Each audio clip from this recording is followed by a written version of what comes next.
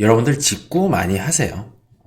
요즘에 테무 광고 엄청 많이 보시죠? 그 다음에 쉬인이라고 하는 비슷한 사이트도 있고, 사실은 아마존 애쉬도 관련이 되어 있는 그런 내용인데, 오늘 주제, 중국 직구 할 수 있을 때 많이 하자, 이런 내용입니다. 전반적인 내용은 뭐냐면, 미중 패권 경쟁으로 인해서 이제 관세라든지 이런 것 때문에 이게 정치 얘기일 뿐만 아니라 우리 실생활에 큰 영향을 줄 수 있다. 그 중에서 이제 우리가 많이 사용하고 있는 중국 직구. 앞으로 좀 제한이 많이 들어올 수 있다는 그런 생각이 들어서 오늘 내용을 준비를 했습니다. 여러분들, 테무의 기세가 아주 매섭습니다. 디지털 데일리에서 나온 2월 14일자 기사인데요. 테무가 월간 사용자 수가 459만 명을 넘었다고 합니다.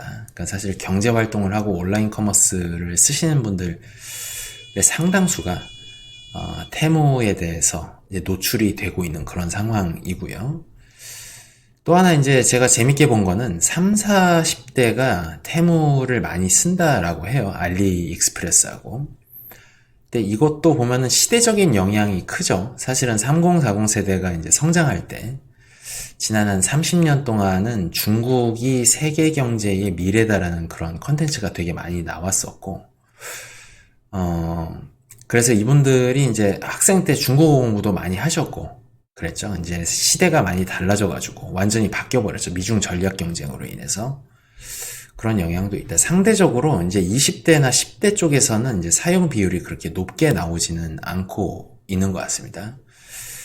60대, 나이 많은 분들은 이제 친미 보수 성향이 강한 걸로 알려져 있는데, 역시 이제 중국의 쇼핑 앱 이런 거는 별로 사용을 안 하실 수도 있고, 이제 요즘 트렌드에 둔감하실 수도 있고, 이제 그런 것 같습니다. 근데 이제 이따가 이제 관세 미소 규정이라는 거에 대해서 말씀드릴 때 자세하게 언급할 건데, 이제 지금 좀 중국이 꼼수를 부리고 있는 것 같아요. 이제 제 뇌피셜일 수도 있는데, 트럼프 1기 행정부 때 미중 무역 협상을 2019년도에 해서 이제 관세를 많이 물렸죠. 그런데 이제 이거 때문에 공식 수출 루트가 이제 많이 막히면서 이제 관세 면제 한도 금액이라는 게 있잖아요. 그게 이제 미소 규정입니다. 한국은 150달러고 미국이 현재 중국보다 훨씬 높아요. 그래서 이 꼼수를 사용해가지고 수출 우회 수출을 영어로 트랜스쉽먼트라 그럽니다. 이걸로 주요국의 이커머스 시장에 중국이 공격적으로 들어오고 있는 것 같다라는 제 개인적인 그런 느낌이 있습니다. 그리고 이제 미국의 아마존도 이제 별 수 없는 그런 엄청난 저가 공세가 들어오고 있는 것 같아요. 여기 보시면은 이제 이 자료는 이마케터라는 데서 나온 자료인데, 보시면은 빨간색이 테뮤로 돼 있고, 아마존, 월마트, 타겟 대비해가지고 성장세가 엄청나게 가파르고요. 그게 2022년도 말에 엄청나게 많이 좀 공격적으로 마케팅을 시작한 것 같습니다. 전 세계적으로.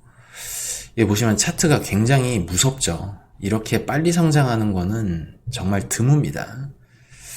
이게 이제 추격자 전략이 이제 이래서 효과가 있는 건데, 이제 초반에 이제 이커머스라는 개념을 대중에 보급시키고 실질적인 매출을 내는데 아마존은 많이 걸렸는데, 이렇게 이제 경쟁자들은 그거를 그냥 따라하기만 하면 되기 때문에, 동북아 경제 성장 경로가 다 그렇죠. 이제 서양, 미국이나 유럽에서 원천 기술이나 제품이 나오면 그걸 따라 만드는, 아이폰이 나와서 갤럭시 S 스마트폰을 만들고, iOS가 나왔을 때 그걸 이제 구글의 안드로이드가 좀 따라하고, 그래서 이제 스티브 잡스 유언이 이제 삼성전자에 많은 물량을 주지 마라, 이제 이런 게 있었다고 해요.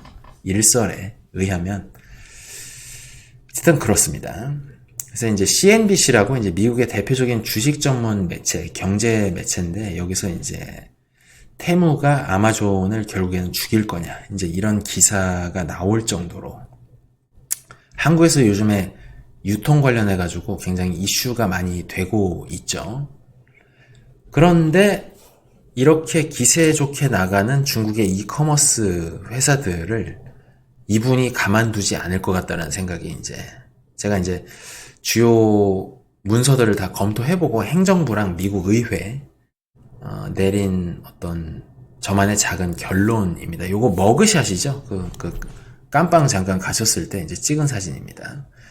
이거 찍고 나서 흑인 지지율이 되게 많이 올라갔다 그래요. 이제 왜 그러냐면 흑인들은 이제 인종차별 때문에 이제 구조적으로 억압받는 그런 사람들이고 트럼프도 백인이니까 저놈이 이제 완전히 좀 부패한 놈으로 알았는데 같은 기득권층들한테 저렇게 당하고 감옥까지 이제 가야 되는 그 꼬라지를 보니까 저놈이 저렇게 썩은 놈은 아닐 수도 있어. 이제 약간 이런 동정표와 공감이 형성되면서 특히 이제 미국 흑인들의 힙합 신규 이제 힙합 아티스트들의 성장 경로가 타투하고 이제 나쁜 짓 하다가 이제 깜빵을 한번 갔다 와야 그걸 이제 훈장이라 그러죠.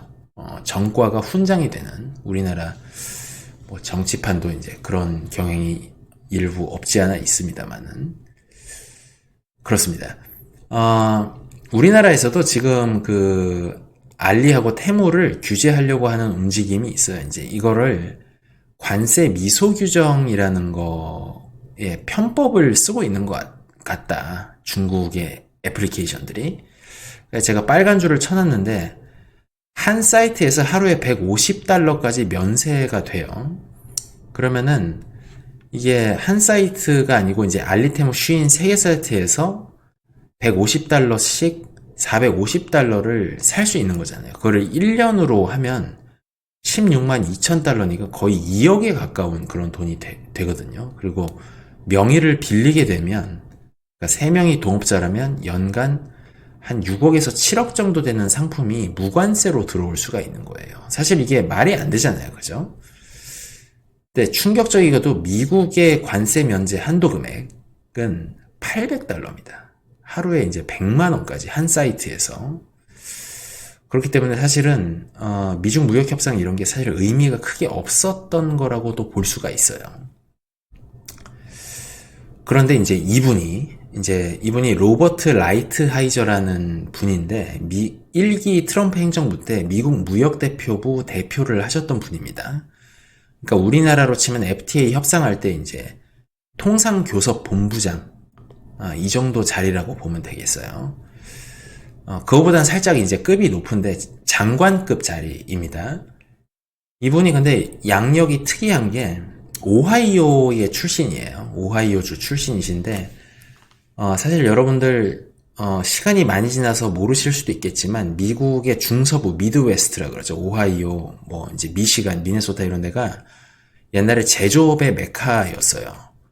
되게 잘 나갔었는데 중국으로 제조업이 이제 빠지기 시작하면서 92년도에 소련 해체되고 2001년에 이제 중국이 WTO 세계무역기구 가입하면서 이제 비용 논리, 이제 효율 논리 이런 거에 따라가지고 제조업이 다 빠지면서 오하이오, 뭐 미시간, 뭐 시카고, 뭐 랜싱 이런 데가 다 몰락을 하게 된 거죠. 그거를 보면서 잘하신 분이에요. 그래서 이분 직업은 이제 변호사고 철강 관세라든지 이런 변호사 그 로펌에서 일을 많이 하셨었는데 한 가지 특이한 거는 이분도 지금 70대로 알고 있어요, 제가. 근데 1980년대 소시적에 미국 무역대표부의 부대표, 데퓨티라 그러는데 이 대표 말고 이제 부대표는 3명이고 각기 담당하는 국가랑 지역인데 이때 일본을 맡으셨어요. 그래서 소위 말하면 일본을 담그는데 뭐 관세 매기고 이제 뭐 자발적 수출 규제라고 이제 물량을 알아서 이제 줄이고 이제 이런 거 플라자 합의랑 같이 미일 반도체 협정도 이 시기에 이루어졌었고 그래서 이분이 1기 트럼프 행정부 때 일본을 요리한 경험으로 중국을 요리하겠다 그래서 이제 2019년에 미중 무역 협상을 이끌어내셨다.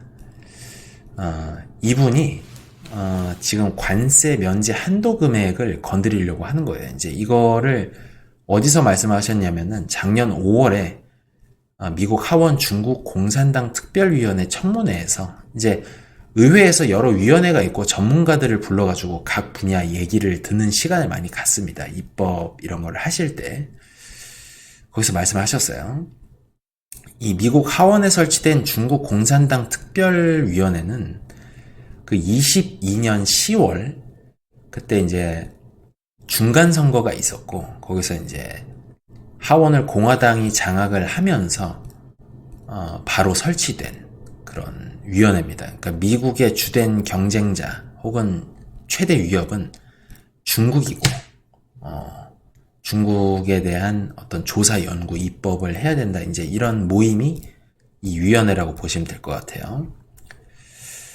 이분이 주장하는 거는 아까도 말씀드렸지만 그 무관세 한도 금액, 관세 미소 규정을 이제 $800에서 대폭 축소해야 되고 뭐 $200 뭐 이런 식으로 그 다음에 연간 한도를 도입해야 된다.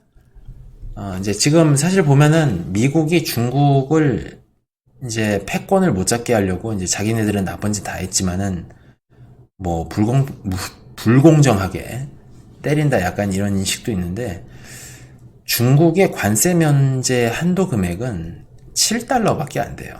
우리나라가 $150인데. 그러니까 중국이 그동안 산업 보조금이랑 무역 정책에서 굉장히 많은 특혜를 보고 있었고 꼼수도 많이 썼다. 저는 사실 그렇게 생각이 됩니다.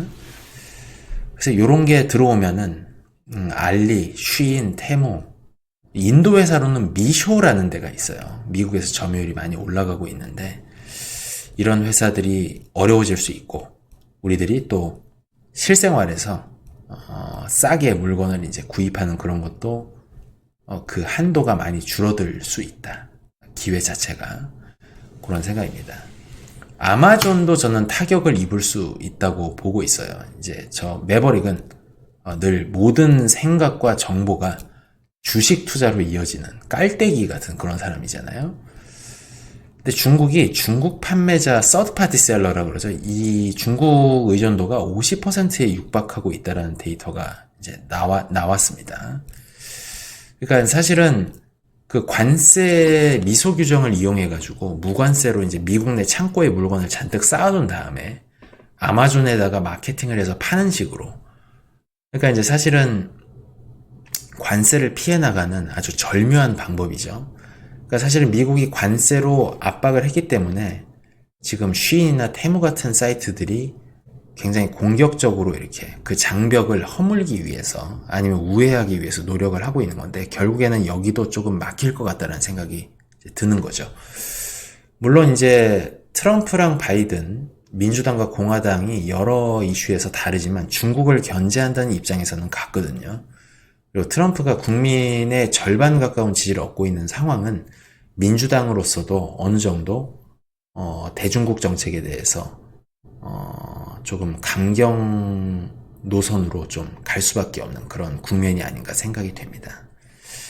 그래서 아까 말씀드린 이제 로버트 라이트하이저 일본을 담근 그 주인공 이분이 중국을 담그려고 이제 슬슬 시동을 걸고 계시는데 작년 5월에 나온 이제 이분의 저서가 No Trade is Free라는 거예요.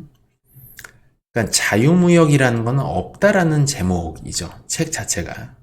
생각해보면은 우리나라도 그렇고 일본도 그렇고 중국도 그렇고 여러분들 비교우위 아시죠? 리카도가 얘기하는 그러니까 뭐 어느 나라에서 포도가 많이 나서 이제 포도주를 잘 만들고 단가가 싸고 어느 나라는 이제 면직물을 잘한다 그러면은 둘 다 포도주랑 면화를 할 필요가 그러니까 둘 다 할 필요가 없고 포르투갈은 뭐 와인만 만들고 영국은 면직물만 만들어 서로 교환하면 전체적으로 이득이 된다 이런 내용인데 그거는 이제 부존자원과 자연적으로 형성된 경쟁 우위에 의해서 국제무역이 창출된다는 입장이지만 실제 산업발전 경로를 보면 정부의 보조금과 집중적인 육성 지원 이런 걸로 비교 우위는 얼마든지 창출될 수 있고 왜곡될 수 있다는 것이 현재 최근 학계의 국제무역에 관한 어떤 입장인 것 같습니다. 그쪽이 좀 많이 세를 얻고 있어요.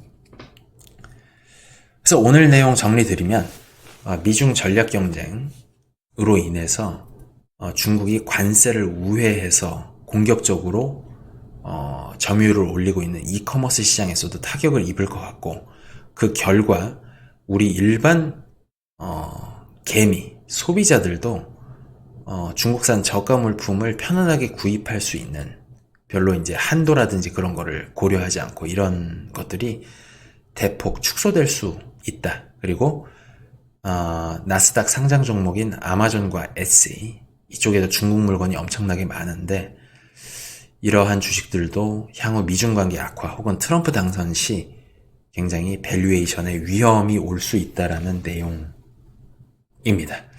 오늘 여기까지 하고요. 다음 방송에 더 좋은 내용, 더 좋은 정보로 찾아뵙도록 하겠습니다. 감사합니다.